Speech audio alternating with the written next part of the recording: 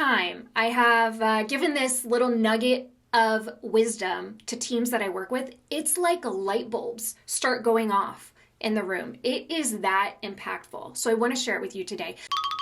Hi everyone, welcome to my channel. My name is Kayla, and this is where we talk all about project management in lean teams and startup organizations.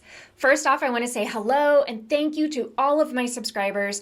Thank you for watching and liking and commenting. I really appreciate your support. And to anyone new who's watching for the first time, I invite you to subscribe. Let me know what questions you have. Let me know your comments. I'm really interested in this area of project management with small teams, and I want to know how I can help you.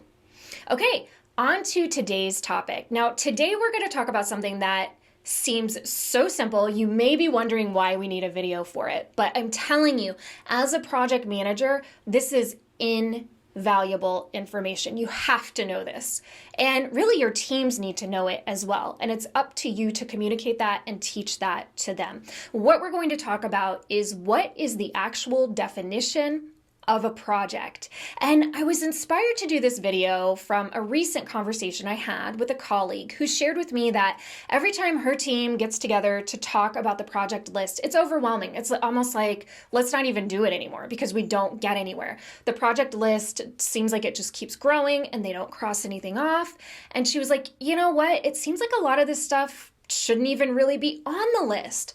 So that was a red flag to me, and as I looked through the list myself, I saw, sure enough, there's quite a few things on here that aren't even projects at all.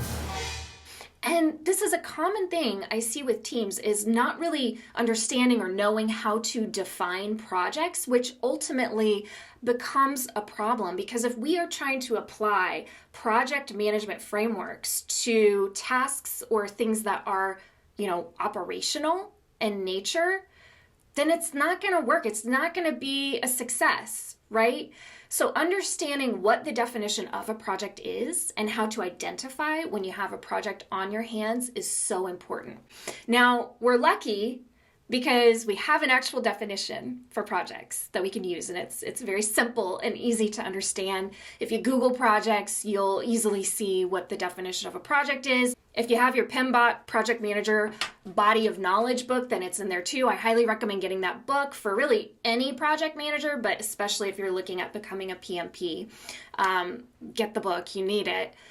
You can learn easily what the definition of a project is, and I'll share it with you right now. A project is a temporary endeavor with a unique purpose, and it's important to remember that a project always has a clear start and a clear end.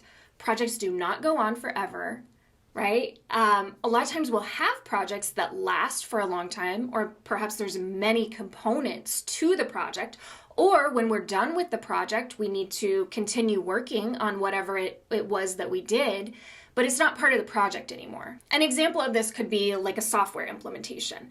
The implementation part is the project. We're implementing the software, but once we're done with the implementation, we continue to use the software, but in a different capacity, not in a project capacity. So we need to figure out workflows for that after the project. That's something different than project management, okay?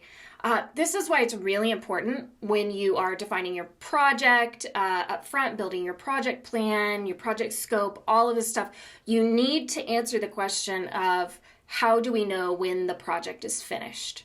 How do we know? Because there must be a clear end to the project. It cannot go on forever in order for you to be successful as a project manager. So make sure you answer that question when you are building your projects. All right. I hope this has been helpful for you.